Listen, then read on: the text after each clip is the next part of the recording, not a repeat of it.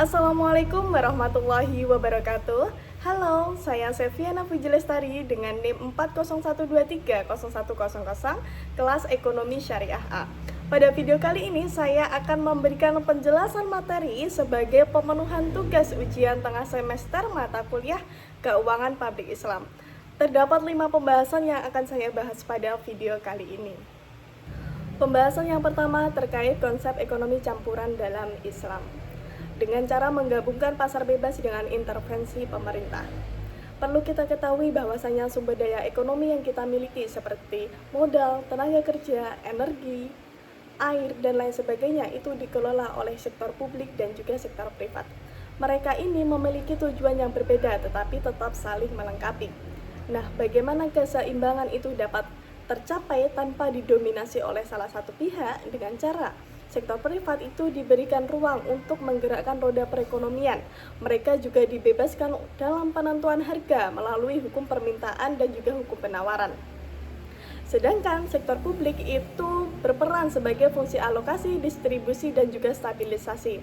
Mereka itu menyediakan fasilitas seperti rumah sakit, sekolah, dan juga infrastruktur, mendistribusikan zakat, infak, sedekah, dan juga kebijakan fiskal yang adil untuk mengurangi ketimpangan, sehingga stabilitas ekonomi itu dapat terjaga, mencapai falah, dan aktivitas ekonomi itu sesuai dengan prinsip-prinsip Islam.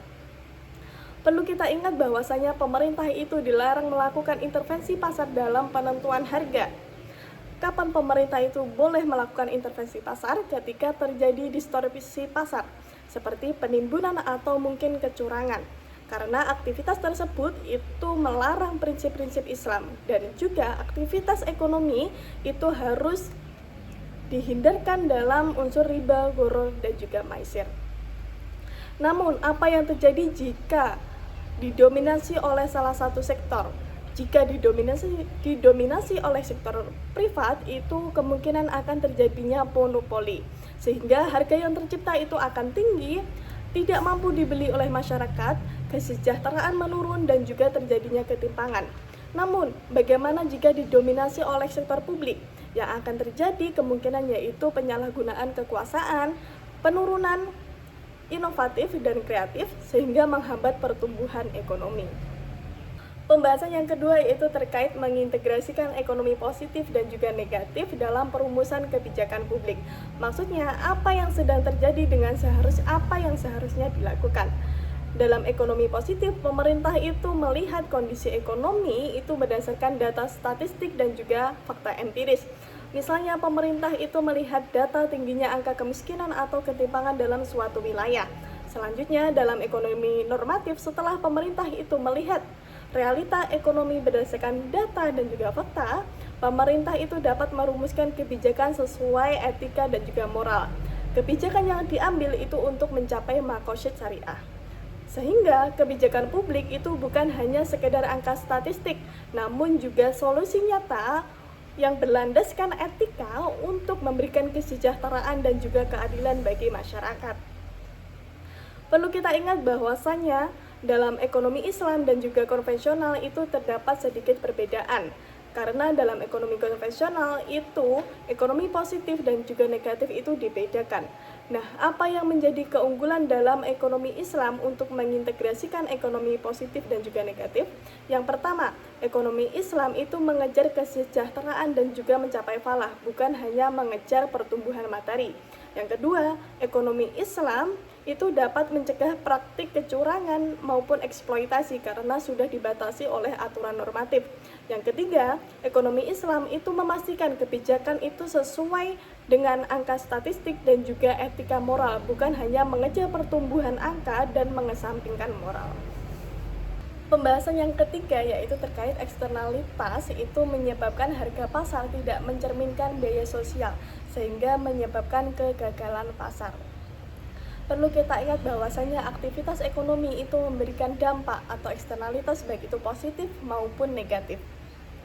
Yang menjadi permasalahan, harga pasar itu mencerminkan biaya privat yang ditanggung oleh produsen, belum memasukkan biaya sosial yang ditanggung oleh masyarakat atau negara akibat dampak negatif dari aktivitas ekonomi dari sebuah perusahaan.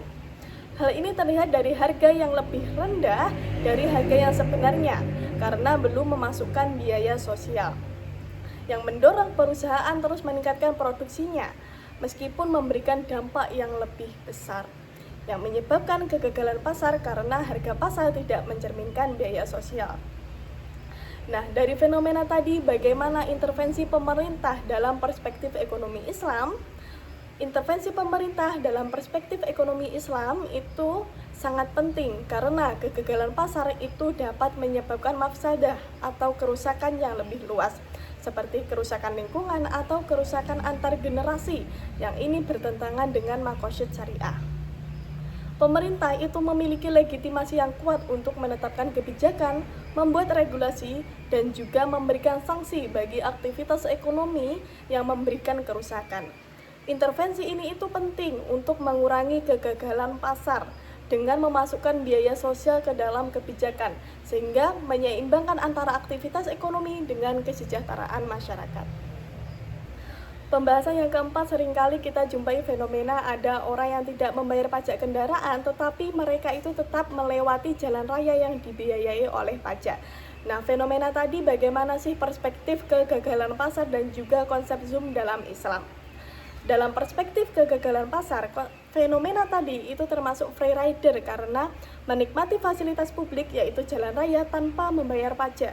Hal ini itu terjadi karena jalan raya itu sifatnya non-excludable, yaitu sulit melarang orang yang tidak membayar pajak untuk menggunakannya, serta sifatnya itu non-rivalry karena penggunaan satu orang itu tidak akan mengurangi manfaat bagi orang lain. Tetapi, kalau fenomena tadi itu terus berlanjut dan dilakukan oleh banyak orang, penerimaan pajak itu akan terus menurun.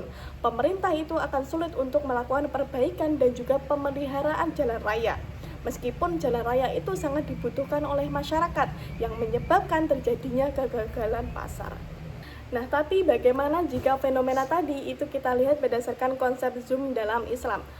Jika kita lihat berdasarkan konsep Zoom dalam Islam, fenomena tadi itu bukan hanya sekedar kegagalan pasar, tetapi juga kegagalan moral, yaitu zalim. Karena menikmati fasilitas publik tanpa memenuhi kewajibannya, dan biayanya itu ditanggung oleh pengguna lain. Ketika pemerintah itu telah menetapkan kewajiban membayar pajak untuk kemaslahatan, maka mematuhinya itu termasuk bentuk ketaatan. Tetapi jika kita sengaja melakukan free rider, itu dapat mengurangi keseimbangan distribusi masyarakat.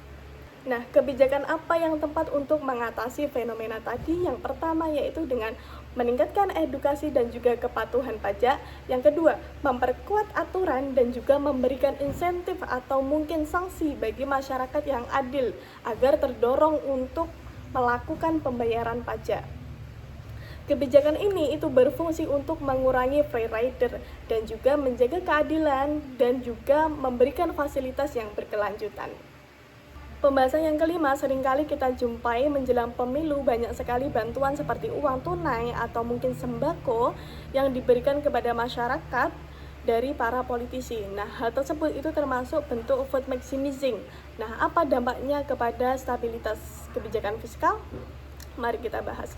Politisi itu sering melakukan vote maximizing, yaitu mengutamakan memperoleh suara daripada menjalankan program-program yang benar-benar dibutuhkan oleh masyarakat. Dampaknya apa? Dampaknya yaitu political budget cycle, yaitu pengeluaran yang berlebihan seperti bansos dan juga infrastruktur demi memperoleh suara. Padahal kebijakan fiskal seharusnya itu didasarkan pada kemaslahatan. Jika anggaran itu digunakan untuk kepentingan politik, maka stabilitas fiskal itu akan terganggu seperti terjadinya defisit atau mungkin alokasi anggaran yang tidak efisien. Bahkan pelonggaran anggaran tersebut itu termasuk manipulasi kebijakan demi kepentingan elektoral. Dalam perspektif keuangan publik Islam, fenomena tadi itu dapat dicegah karena anggaran dalam Islam itu menerapkan prinsip amanah, keadilan, dan juga maslahah, bukan untuk kepentingan politik jangka pendek. Anggaran itu harus digunakan untuk kebutuhan nyata masyarakat, bukan untuk mencari suara para pemilih.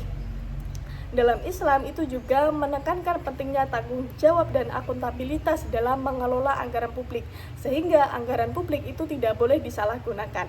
Dengan menerapkan prinsip-prinsip tadi, diharapkan stabilitas kebijakan fiskal itu dapat terjaga, keadilan itu terwujud, dan kesejahteraan masyarakat.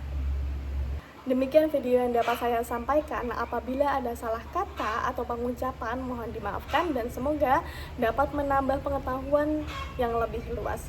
Wassalamualaikum warahmatullahi wabarakatuh.